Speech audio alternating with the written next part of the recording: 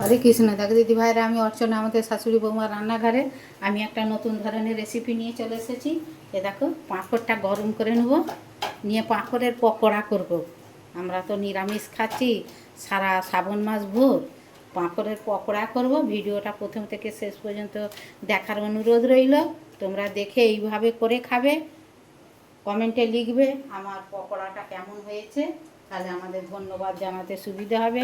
একে খেতেও ভালো লাগে। পাঁপড়ের পকোড়া, তোমরা তো পাঁপড় অনেক রকম করে খেয়েছো, আমরাও খেয়েছি। পাঁপড়ের পকোড়াটা করে খাওয়া হয়নি। যদি ভালো লাগে লাইক কমেন্ট শেয়ার করবে, আমাদের চ্যানেলটা সাবস্ক্রাইব করে নেবে। নতুন বন্ধু হলে আমাদের চ্যানেলটা সাবস্ক্রাইব করে নেওয়ার অনুরোধ রইল। ফেসবুক থেকে দেখলে আমাদের চ্যানেলটা ফলো করবে, সকলের সঙ্গে শেয়ার করবে, একটা লাইক দিবে। তোমরা যে যেখানে আছো, কে কোথা দিয়ে ভিডিওটা দেখছো, কমেন্টে লিখবে। আমি পাঁপড়গুলো গরম করে নিয়ে মিক্সির জারে গুঁড়ি নিয়ে তোমাদেরকে দেখাবো। দেখো দিদিভাইরা, পাঁপড়টা আমার কত সুন্দর গুঁড়ো হয়ে গেছে মিহি করে। দেখো, এইটাকে পকোড়া করাও যায়, এইটাকে আবার পকোড়ার মতো ভেজে রেসিপি বানানো যায় কাই কাই করে, ভাত দিয়ে খাবে। দেখো দিদিভাই, পাঁপড়ের গুঁড়োগুলো আমি এতে নিয়ে নিয়েছি। এ দেখো, এতে আমাদের চাল গুঁড়ি আছে।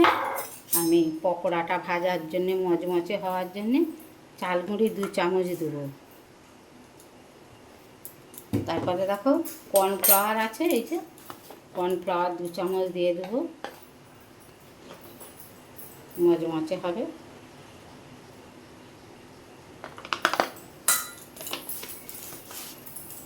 তারপরে দেখো, যেহেতু নিরামিষ, আমি একটু হিং দিয়ে দেবো, স্বাদ মতো নুন দিয়ে দেবো,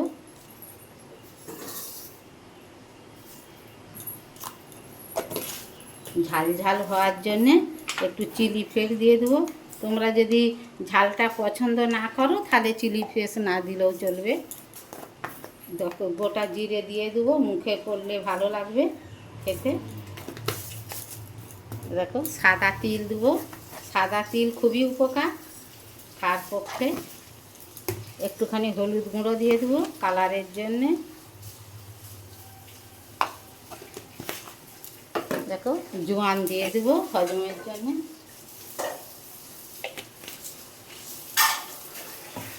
দিয়ে আমি এইটা জল দিয়ে মাখিয়ে তোমাদেরকে দেখাবো।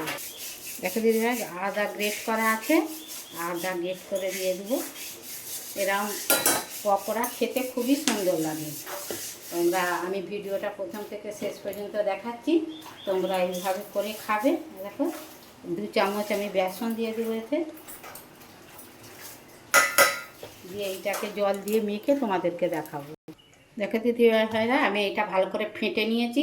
দেখো, ঘন ঘন করে মাখিয়েছি, পকোড়া করব। তেল বসিয়ে দিয়েছি জোর করে। দেখো, তেলটা আমার গরম হয়ে গেছে। এবারে আমি পকোড়া যেমন করে ছোট ছোট করে এতে দিয়ে দেবো।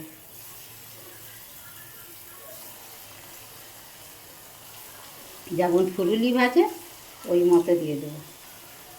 হাতে যদি জোড়ায় একটু জল হাত করে নেবে, তাহলে টপ টপ করে পড়ে যাবে।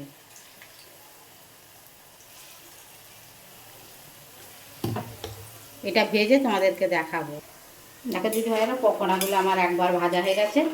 এবারে আমি আস্তে আস্তে তুলে নেবো। দেখো, পাঁপড় ভেজেছি, ভাত দিয়ে খাবো, যেহেতু নিরামিষ চলছে আমাদের, ওই জন্যে পাঁপড় ভাজা, চিপস ভাজা, ফুচকা ভাজা, পকোড়া ভাজা এইসব দিয়ে হচ্ছে। এবার সবগুলো ভেজে তোমাদেরকে আবার শেয়ার করবো। দেখো দিদিভাইরা, পাঁপড়ের পকোড়াটা আমার হয়ে গেছে। দেখো কত সুন্দর হয়েছে। দেখো, দেখো মচমচ করছে। দেখো ভেতরে দেখো কত সুন্দর হয়েছে। ভিডিওটা আমি প্রথম থেকে শেষ পর্যন্ত দেখিয়েছি। যদি ভালো লাগে এইভাবে করে খাবে নিরামিষের দিনে পকোড়া।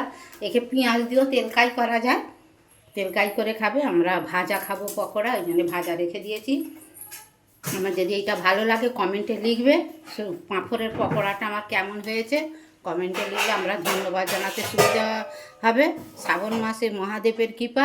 তোমরা যে যেথা আছো ভালো থাকো, সুস্থ থাকো। হরে কৃষ্ণ, রাধে রাধে।